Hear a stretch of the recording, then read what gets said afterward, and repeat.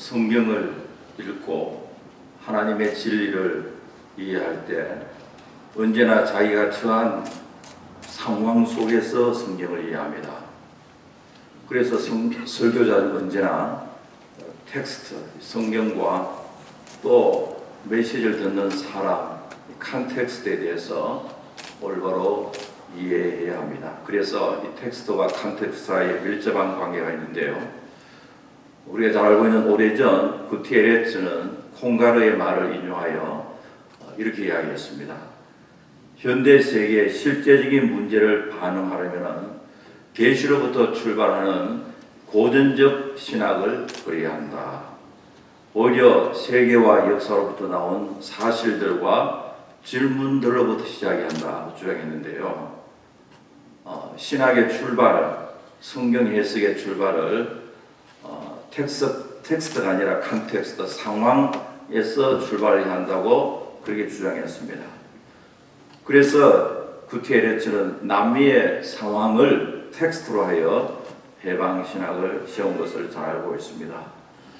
이렇게 되면은 상황이 신학의 원리가 되고 성경 해석의 원리가 되면은 성경 진리를 해체하게 되고 하나님의 진리를 결국 상대주의에 빠지게 만듭니다.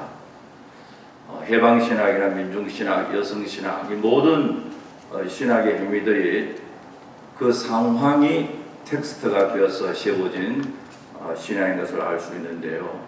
그래서 사람들은 이런 것을 디알라지 프란필로 아래로부터 신학을 이야기하는데, 또 정반대로 상황을 무시하고 텍스트만 전하는 메시지도 문제가 있습니다.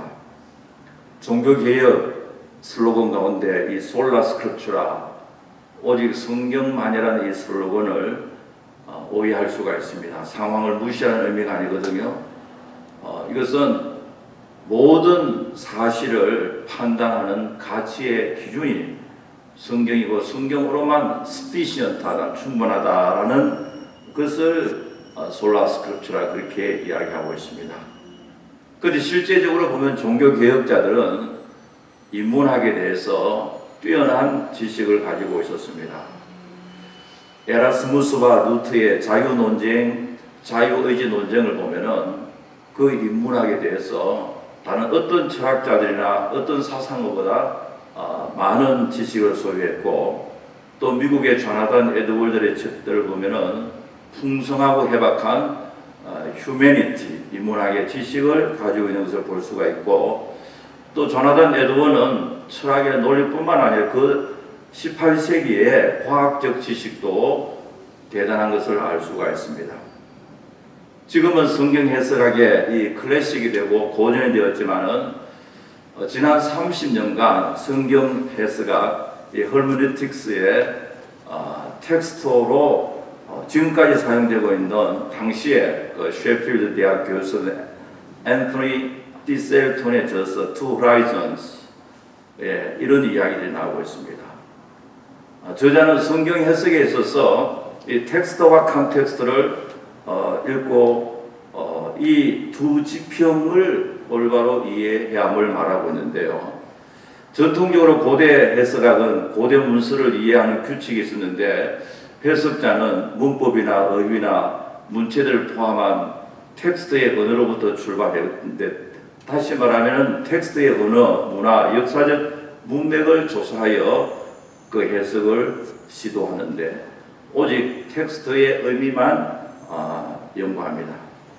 그러나 현대 와서는 이 해석학이라고 하는 것이 텍스트와 해석자 사이의 관계성에서 이루어진다고 이야기하는데요.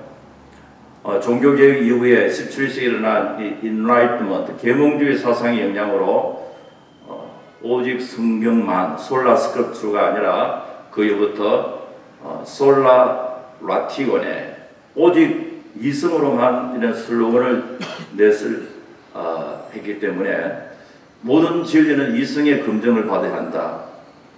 이 전제하에 우리가 잘 알고 있는 고등 비평학이 등장하였고, 또 성경도 다른 문서와 같이 동일하게 비판을 받아야 한다는 이런 사상이 지배적이었습니다. 그래서 자유주의가 이제 유럽과 미국을 휩쓸게 되었는데요. 그래서 신학을 함에 있어서도 유일한 규범인 하나님의 말씀인 계시에서 출발하기보다는 인간의 인식론에 기초하여 하나님의 말씀을 이해하려고 하는 성향이 강해졌음을 우리가 신학의 역사를 통해서 잘 알고 있습니다. 그래서 성경 해석학도 이 철학에 많은 영향을 받게 되는데 디셀턴의 이 책을 Philosophical Hermeneutics, 철학적 성경 해석이라고 이야기하고 있지 않습니까? 여기서 중요한 것은 이 two horizons, 두 지평을 말하고 있는데 저자는 성경의 지평과 해석자의 지평, 이 두 지평이 서로 컨플릭트 되는 것이 아니라 이 두 지평이 융합하게 이루어지는 것이 성경 해석학이라 Fusion of Horizons, 그렇게 이야기하고 있는 것을 또 알 수가 있습니다. 사실 이 티셀톤의 이 투 호라이즌은 가다머의 그 해석학에 영향을 받았는데 티셀톤뿐만 아니라 존 스타트도 마찬가지입니다. 유명한 존 스타트의 그 설교학의 Between Two Worlds도 보면은 설교자는 성경과 텍스트인 성경과 그 메시지를 듣는 사람, 그 문화, 컬처도 잘 알아야 된다. 이 텍스트와 컨텍스트 사이를 잇는 것이 바로 프리처라, 설교자라, 그렇게 이야기하고 있습니다. 그래서 존 스타트의 설교를 보면은 전부 다 텍스트와 컨텍스트를 같이 깊이 있게 연구하고, 특별히 존 스타트는 이 컨템포러리 컬처를 대단히 많이 연구하고 있습니다. 그 텍스트를 현대인들이 살아가는 삶의 정황 속에 적용하려는 이런 시도를 많이 하고 있습니다. 그러면서 예수님께 전하시는 메시지를 보면은 텍스트를 전할 때 항상 컨텍스트를 중요하게 생각한다. 현장과 관계되지 않는 텍스트는 없다고 그렇게 이야기하고 있습니다. 사실 우리 성경을 보면 예수님께 메시지를 전할 때 그 당시에 실로암 망대가 무너져 치어 죽은 18사람, 이게 바로 그 당시 그런 이벤트거든요. 텍스트를 전하면서 항상 컨텍스트와 함께 이제 하나님의 진리를 전하는 그 주님의, 또 예수님의 그 패러블, 예수님의 비유도 그렇게 우리가 알 수가 있습니다. 우리가 잘 알고 있는 빌 하이벨스 목사님은 이런 이야기였습니다. 자기는 예화 집을 사용하지 않는다.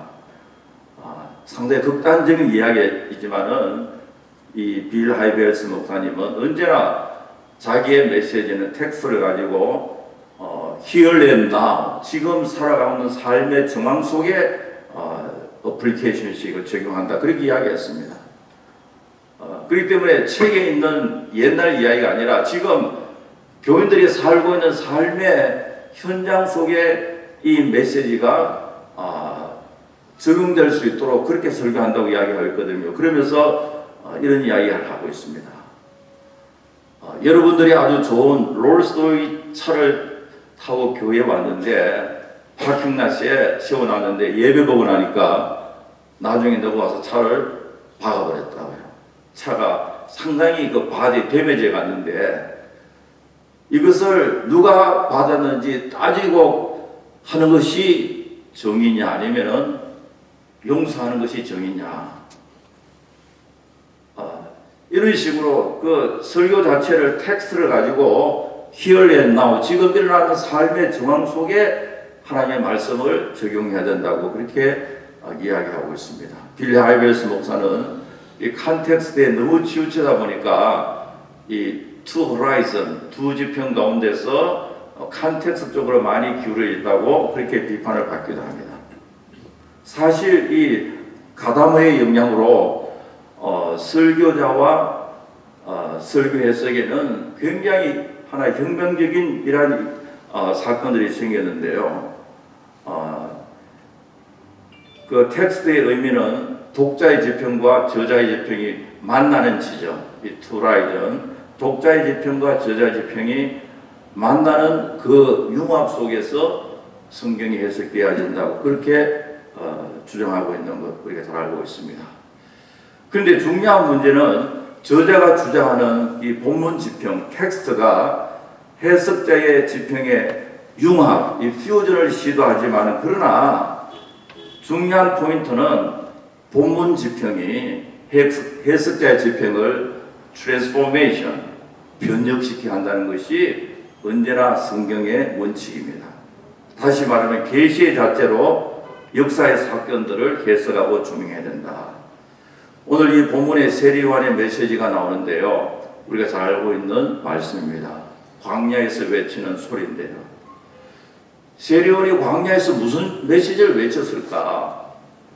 무슨 말을 했을까? 물론 회개 메시지도 있고 또 세례 메시지 있지만은 세례요한이 하나님의 그 구속의 역사, 리뎀티브 히스토리 상에서 있으면 굉장히 중요한 하나의 모멘텀을 있잖아요. 구약을 마무리하고 신약을 오픈하는 이런 위치에 있는데, 그러면 성경이 세례요한을 통해서 우리에게 주시는 그 메시지가 뭘까?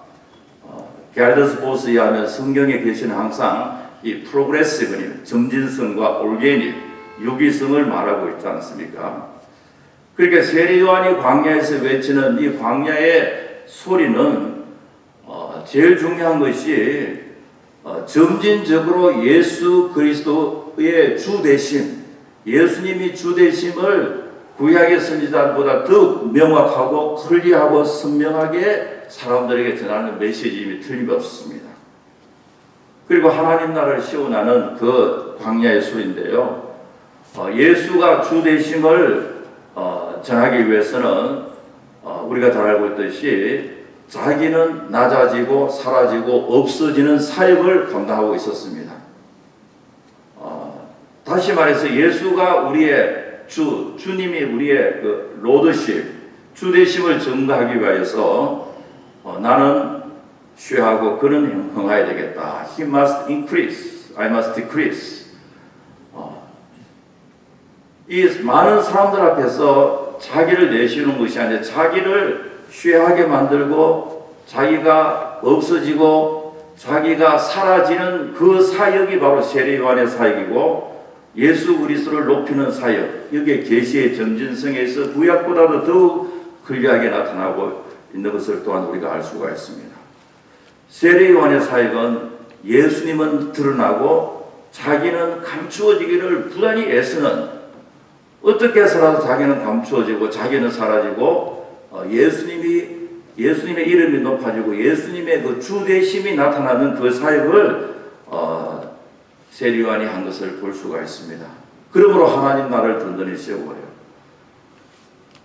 우리 황 목사님의 계시와 역사의 길에서 이 타이틀을 보고 또 내용들을 이제 여러분들 대부분 다 읽어보았을 것인가 하고요. 이 책 나오기 전에 이미 아멘넷에서 이제 매주일마다 거의 매주일마다 그렇게 이제 실려 있는데요.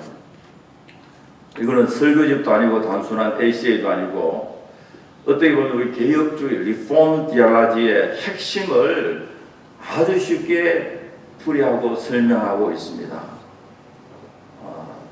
우리가 더 많은 글을 우리가 읽고 싶으면은 아멘넷에 들어가 보면 다 나와 있는데요. 그 중에서 우리 황 목사님, 황성호 목사님, 그 중에서 좋은 것만 뽑아서 아니면은 좀 안 좋은 것만 뽑았어요. 이 외에도 아주 좋은 이라는 글들이 많이 있습니다. 저는 우리 황 목사님의 이거는 에세이도 아니고 설교도 아니고 하나의 그 시대를 향한, 이 시대의 하나 마치 이 세례요한의 광야의 소리처럼 말이죠. 하나의 소리다. 이 소리가 있기 때문에 우리의 존재의 의미가 있고요. 그게 우리 창세기 1장이잖아요. 하나님의 말씀이 있기 때문에 우주 만물이 존재하게 되고 예수 그리스도를 전하는 하나의 광야의 소리와도 같은 그 메시지인데요. 우리 노회에, 우리 총회에 이렇게 글을 쓰는 목사님이 있다는 것 우리 하나님께 참 감사하고요. 왜냐하니까 오늘날 많은 신학자들의 목사님의 그 메시지나 에세이 같은 거 한쪽으로 치우쳐 있잖아요.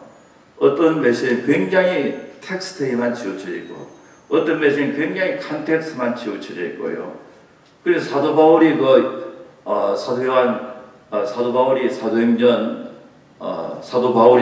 20장에서 3년간 에베소 사역을 마치고 난 후에 장로들과 송별회하면서 쭉 설교가 나오는데 이런 말이 있습니다. I preached the whole counsel of God. 하나님의 전 뜻을 전하였다. The whole counsel of God.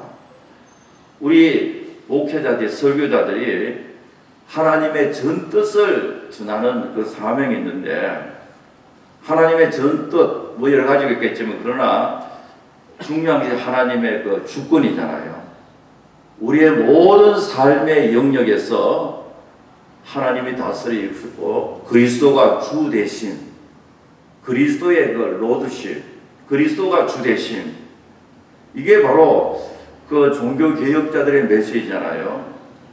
여러분 원래 보면 종교개혁 500년이라고 해서 많은 행사들인데, 행사들을 보면은 뭐 현장을 방문한다든지 그때의 종교 개혁 당시의 어떤 역사적인 사건을 재현하는데 그 정도밖에 없는데, 우리 500년 종교개혁 기념을 하면서 그것으로 끝나면은 한 반밖에 그 의미가 없다고 생각되어집니다. 종교개혁의 메시지 중에 하나가 중요한 것이 바로 더 소브렌트 오브 갓이잖아요. 하나님의 주권이 삶의 모든 영역에서 우리가 인정을 하고, 그리고 그리스도가 우리의 삶의 주 되심을 고백하고 실천하는 것, 그게 바로 종교개혁 정신이고 우리 개혁주의의 메시지고 사도 바울이 전하는 메시지고 그게 성경적인 메시지라고 저는 생각합니다. 계시의 지평과 삶의 정황이 되는 역사의 지평을 모두 다 강조하면서 하나님의 주권을 강조하는 이 내용이 우리 황 목사님의 그 에세이의 핵심이 있지 않나, 그렇게 저는 생각되는데, 물론 여러분들은 다르게 생각할 수 있지만요, 이 역사의 계시의 지평과 역사의 지평, 계시의 지평과 역사의 지평인데, 역사의 지평은 하나님의 그 일반 은총으로서, common grace로서 우리에게 아주 중요한 메시지를 주잖아요. 물론 타락한 우리에게는 특별 계신 계시의 지평을 가지고 역사의 지평을 재해석해야 할 책임이 있지만, 그러나 많은 경우에 있어서 역사의 지평을 무시할 수 있는 가능도 많이 있거든요. 중요한 그 포인트는 하나님께서 이 특별 계시를 통해서도 우리에게 말씀하시고, 일반 은총, 우리의 하나의 역사의 삶의 정황 속에서도 우리에게 계시하고 말씀하시는 그 하나님의 주권. 이 책은 우리가 사는 삶의 전 영역, 개인이나 가정이나 사회나 교회나 정치, 경제, 문화, 예술 등 삶의 모든 영역에 있어서 이 크라이스트 로더십, 그리스도가 주 되심을 참으로 그 에세이마다 한 페이지마다 그렇게 전하는, 마치 그 세례요한의 광야의 소리처럼 이 시대를 향하여서 묵묵히 그 메시지를 전하고 있는 것을 볼 수가 있습니다. 아무쪼록 이 책을 통하여 사람들이 예수님께서 우리 모든 삶의 영역에서 주가 되시고 또 하나님 나라가 이 땅에 크게 확장되어지기를 간절히 바랍니다.